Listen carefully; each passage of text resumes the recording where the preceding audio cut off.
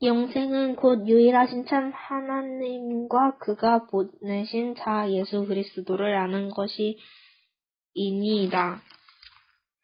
사울이 주의 제자들에 대하여 여전히 위협과 살기가 등등하여 대제사장에게 가서 다메섹 여러 회당에 가져갈 돈문을 청하니 이는 만일 그 도를 따르는 사람을 만나면 남녀를 막론하고 결박하여 예루살렘으로 잡아오려 함이라. 사울이 길을 가다가 다메섹에 가까이 이르더니 홀련히 하늘로부터 빛이 그를 둘러 비추는지라. 땅에 엎드려져 들으며 소리가 있어 이르시되 사울아 사울아 네가 어찌하여 나를 박해하느냐 하시거늘 대답하되 주여 누구시니까 이르시되 나는 네가 박해하는 예수라. 너는 일어나 시내로 들어가라. 네가 행할 것을 네게 이를 자가 있느니라 하시니 같이 가던 사람들은 소리만 듣고 아무도 보지 못하며 말을 못하고 서 있더라. 아멘. 친구들, 반갑습니다. 예배에 온 거를 환영합니다. 자, 누구의 발자국일까? 퀴즈 한번 맞춰보세요. 첫 번째 문제, 누굴까요? 강아지네요. 두 번째 문제, 비둘기였어요. 세 번째 문제, 당나귀였어요. 네 번째 문제는 뭘까요? 우와, 네, 사자 발자국. 다섯 번째 문제입니다. 커요. 코끼리 발자국이네요. 친구들, 발자국만 보고 맞추려면 이 동물에 대해서 잘 알아야 맞출 수 있죠. 오늘의 말씀, 바르게 알아요. 친구들, 무엇을 바르게 잘 알아야 되는지 오늘 말씀을 통해서 알아보기로 해요. 말씀 챈트 함께 외쳐보겠습니다. 영생은 곧 유일하신 참 하나님과 그가 보내신 자 예수 그리스도를 아는 것이니이다. 영생은 곧 유일하신 참 하나님과 그가 보내신 자 예수 그리스도를 아는 것이니이다. 친구들, 가장 좋아하는 과목이 있나요? 미술, 음악을 좋아하는 친구들도 있고 수학, 과학을 좋아하는 친구들도 있죠. 수학은 셈, 산수를 가리키는 수와 배울 학자가 만나 수학이란 의미를 가지고 있고, 과학은 과정에 대해 배우면 과학이라고 하는 거, 그리고 법에 대해서 배우면 법학, 사람을 고치는 의술을 배우면 의학이라고 이야기하죠. 그렇다면 신학은 무엇일까요? 학은 배운다는 것을 의미하고 신은 바로 하나님을 의미해요. 신학이란 하나님에 대해 배우는 학문이에요. 자, 우리 친구들 수학을 배웠는데 일상생활에서 돈 계산, 시간 계산을 전혀 하지 못한다면 수학을 제대로 배웠다고 할 수가 없죠. 마찬가지로 우리가 성경 지식을 아무리 잔뜩 쌓았다고 해도 정작 하나님이 어떤 분인지 잘 모른다면 하나님에 대해 제대로 배웠다고 할 수 없어요. 어떻게 하는 것이 하나님에 대해 제대로 아는 것일까요? 홀리TV 영상을 통해 알아보기로 해요.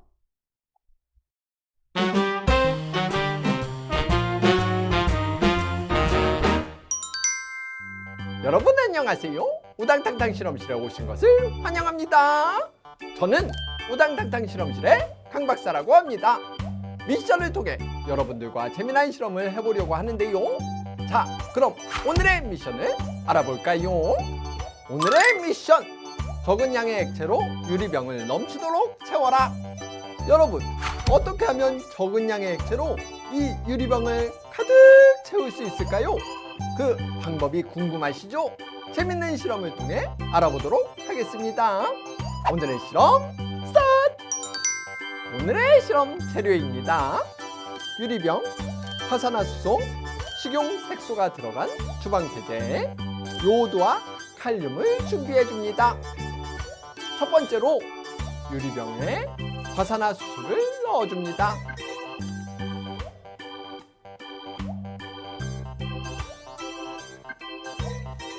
그 다음에는 식용색소가 들어간 주방세제를 넣어줍니다.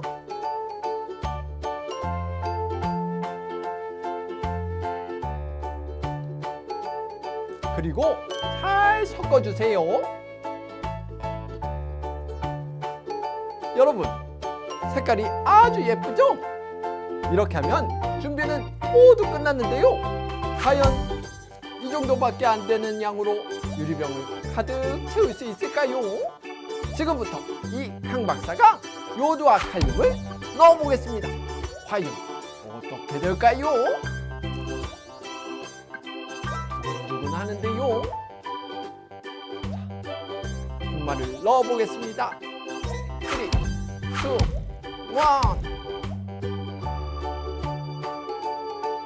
오! 보이시나요? 액체가 거품이 돼서 엄청나게 불어오르고 있어요. 와! 끝도 없습니다. 계속 나와요. 오, 화산 같죠? 색깔도 너무너무 예쁘네요. 어떻게 이렇게 계속 나올 수 있지요? 유리병을 가득 채우고도 넘쳤으니 오늘의 미션 성공! 그런데 어떻게 이렇게 적은 액체만으로 유리병을 가득 채울 수 있었을까요? 오늘의 실험 원리를 통해 그 이유를 알아보도록 하겠습니다. 오늘의 실험 원리입니다. 코끼리 치약 실험은 화산화수소를 분해하는 실험이라고 할 수 있는데요. 화산화수소가 촉매 역할을 하는 요오드와 칼륨을 만나는 순간 물과 산소로 분해되는 거예요. 그 과정에서 화산화수소와 함께 넣은 주방세제와 인공색소가 아름답고 풍성한 거품을 만들어내는 것입니다. 그래서 이 유리병을 거품으로 가득 채울 수 있게 된 것이지요. 오늘의 실험에서 화산화수소와 주방세제, 색소가 만났을 때 아무 일도 일어나지 않았어요. 그런데 요오드와 칼륨을 만나는 순간 폭발적인 변화가 일어났는데요. 우리의 신앙도 마찬가지입니다. 주일 예배에 빠지지 않고 찬양도 열심히 부르고 성경책을 아무리 많이 알아도 그것만으로는 변화가 일어나지 않아요. 우리의 믿음에 진정한 변화가 일어나려면 반드시 한 분을 꼭 만나야 하는데요. 누굴까요? 그분은 바로 예수 그리스도이십니다. 예수님을 진짜로 만나고 경험하고 나면 지금까지 머리로만 알았던 예수님을 정말 새롭게 알게 되는데요. 예수님의 사랑과 구원을 생생하게 느끼고 조금의 의심도 없이 믿을 수 있게 된답니다. 예수님을 만나고 폭발적인 변화를 경험하는 홀리키즈 친구들이 되기를 바라며 다음 시간에 만나요. 안녕! 영상 잘 봤나요? 코끼리 치약 실험을 통해 우리가 중요한 사실 하나를 알게 되었어요. 하나님을 아는 우리의 지식과 믿음의 진정한 변화가 일어나기 위해서는 아주 특별한 한 분을 만나야 한다는 거죠. 바로 예수 그리스도예요. 우리가 아무리 예배에 열심히 나오고 열심히 찬양하고 성경 지식을 쌓는다 해도 예수님을 만난 적이 없다면 우리 믿음에 아무런 변화가 일어나지 않아요. 예수님을 만나고 경험해야만 우리의 믿음에 폭발적인 변화가 온답니다. 오늘 말씀 챈트 함께 읽어볼게요. 영생은 곧 유일하신 참 하나님과 그가 보내신 자 예수 그리스도를 아는 것입니다. 요한복음 17장 3절 말씀. 아멘. 오늘 성경에도 예수님을 직접 경험하고 만나게 된 인물이 있어요. 바로 바울이에요.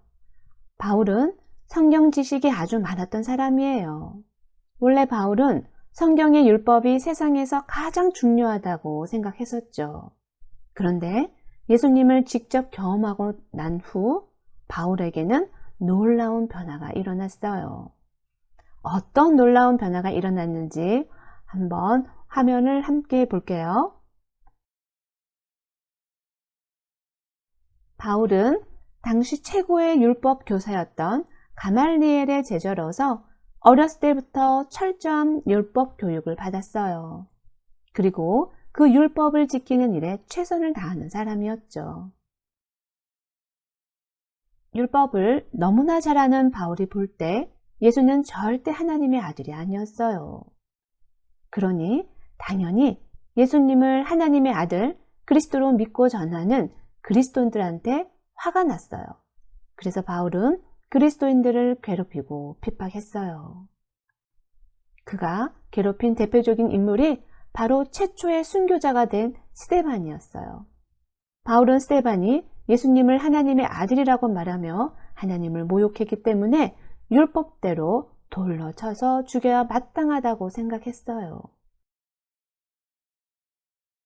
바울은 스데반을 처형한 이후로 예수님을 믿는 사람들을 더욱 지독하게 괴롭히고 직접 찾아다니며 체포하고 감옥에 가두었어요.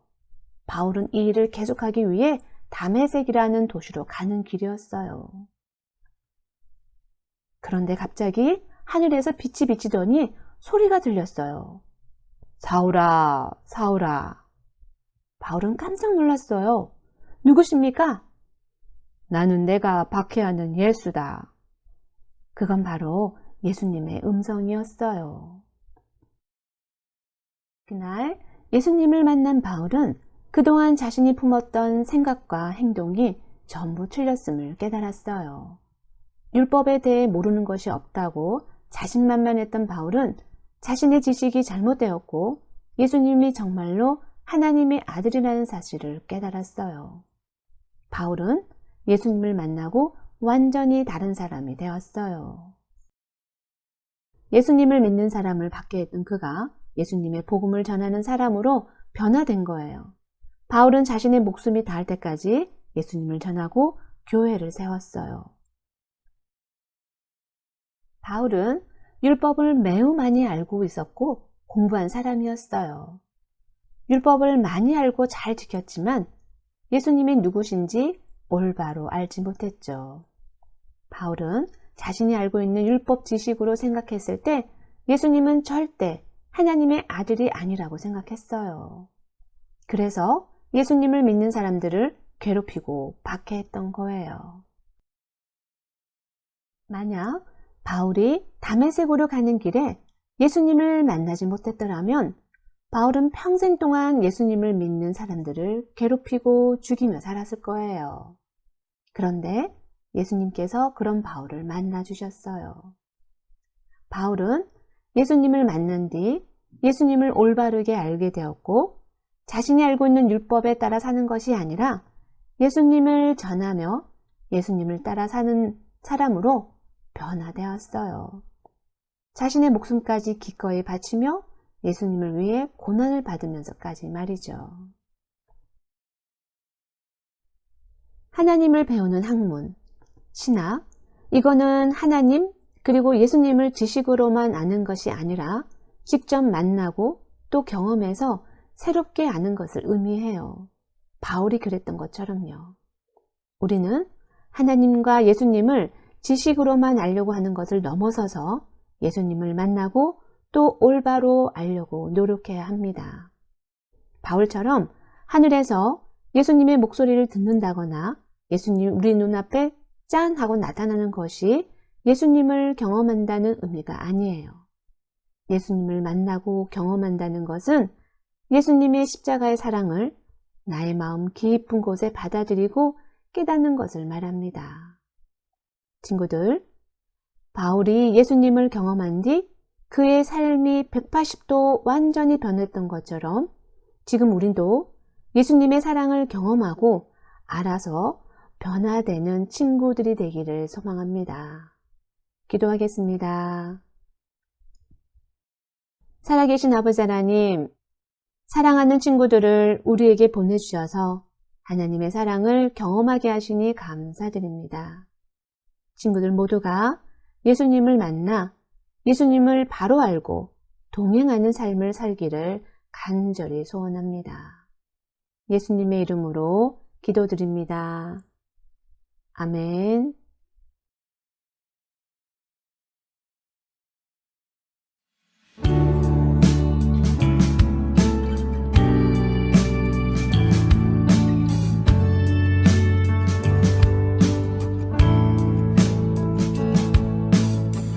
정성 없이 드리는 것 아니죠. 아낌없이 드릴래요. 나의 맘과